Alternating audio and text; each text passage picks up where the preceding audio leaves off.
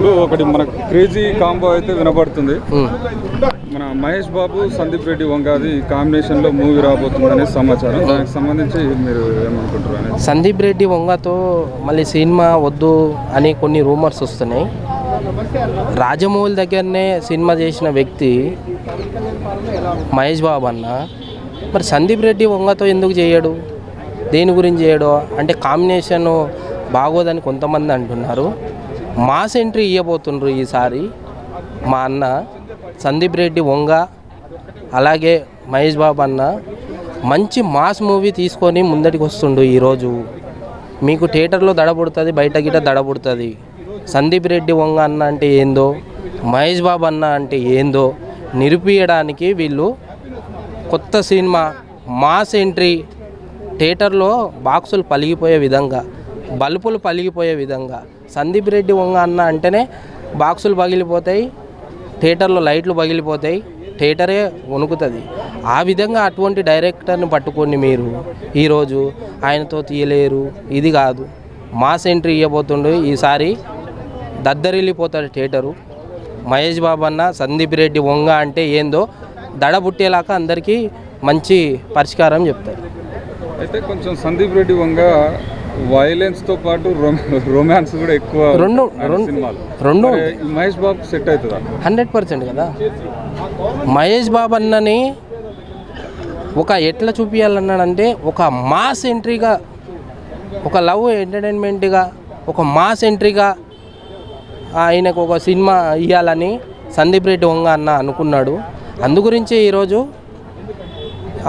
నీళ్ళు పాలు ఎట్లయితే కలుస్తాయో అట్లా కలిసి మంచి cinema mass entry ఇవ్వబోతుండు.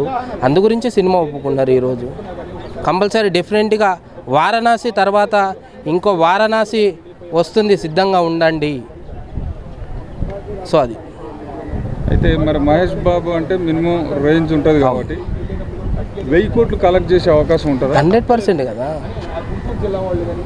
Mahesh Babu అన్న అంటే ఇప్పుడు మామూలు విషయమా? 1000 కోట్లు ఏంది, ఎక్కువ కొట్టే స్టేజ్లో ఉన్నాడు మహేష్ బాబు అన్న. ఇప్పుడు ఈ సినిమా వారణాసి తర్వాత చూడండి, మీరే అంటారు మహేష్ బాబు అన్న ఎక్కడికి వెళ్ళిపోయినరు. ఇక్కడ కాదు, ఎన్ని దేశాల్లో సినిమా రిలీజ్ తెలుసు, వేల దేశాల్లో. మన దేశం దాటిపోయినరు, అసలు ఎక్కడికెక్కడికో వెళ్ళిపోయినరు. సో ఈరోజు మంచి సినిమా వారణాసి తర్వాత ఇంకో మాస్ ఎంట్రీలో మాస్ ధమాకా ఏందో, మాస్ అంటే ఎట్లా ఉంటుందో చూపించడానికి సందీప్ రెడ్డి వంగతో మా అన్న మంచి సినిమా ఒప్పుకున్నాడు. మంచి హిట్ పడుతుంది అది గీట వారణాసి తర్వాత. సో అది అయితే బడ్జెట్ పెరుగుతున్న కొద్దీ ఆడియన్స్కే కదా సమస్య. అంటే మనకు టికెట్ ధరలు పెరుగుతున్నాయి, ఆటోమేటిక్గా ఆ భారం మొత్తం మన ప్రేక్షకుల మీదనే పడుతుంది కదా.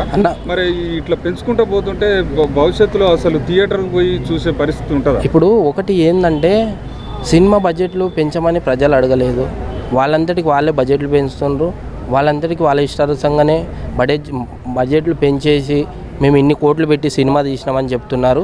ప్రజల మీద రుద్దకండి ఇవి. అంటే ప్రజల రక్తాన్ని పిండకండి మీరు. అంటే నేను గిట్ట ఒకటి ఫిక్స్ అయిందన్న, అంటే మూవీకి ముందు ఒక నెల రోజుల ముందు, 10 రోజుల ముందు, 20 రోజుల ముందు వీళ్ళు 2000 టికెట్, 1000 రూపాయల టికెట్ నచ్చితే చూడు లేకపోతే లేదు అంటున్నారు. నేను ఒకటి నిర్ణయించుకున్నా, అప్పుడే ఎందుకు వెళ్ళడము, ఫ్యాన్స్ హడావిడి, 10 రోజులు ఆగి వెళ్దాము, 20 రోజులు ఆగి వెళ్దాము. అదే సినిమా, వేరే సినిమా కాదు, అదే సినిమా. నాకు 100 రూపాయలే, నా సొమ్మత 100 రూపాయలు మాత్రమే, అవే పెట్టగలను. అందుగురించే నేను మా అభిమానుని సినిమా నేను 100 రూపాయలు చూడగలుగుతా. 10 రోజులు ఆగి వెళ్తా, నష్టమేముంది? తొక్కిసలాట్లో చనిపోవడం ఎందుకు, తోసుకోవడం ఎందుకు? వీళ్ళు కేకలు పెట్టుకుంటా సినిమా అర్థం కాకుండా ఉంటుంది. 10 రోజులు ఆగి వెళ్తారు. పేద ప్రజలు ఎవరైనా సరే, నా సోమత కాదు 2000, 1000 రూపాయలు. వేరే థియేటర్లో ఉంటే ఒక థియేటర్ లేదు కదా, ఒక థియేటర్ అని లేదు కదా, కొద్దిగా దూరం ఉండొచ్చు. మనం మీకు కొద్దిగా దూరం ఉంటే అక్కడికి వెళ్ళి చూస్తా. నా సోమత 2000 రూపాయలు కాదన్నా, 1000 రూపాయలు కాదన్నా, నా సోమత 100 రూపాయలు మాత్రమే. నేను ఒక పేదవాడిని, ఒక 100 రూపాయలు మాత్రమే పెట్టగలుగుతా సినిమాకి. సో అది నెల రోజులు లేట్ అయినా, 10 రోజులు లేట్ అయినా కంపల్సరీ ఆ సినిమా అయితే చూస్తా 100 రూపాయలు పెట్టి. సో అది నిర్ణయించుకోవాలి.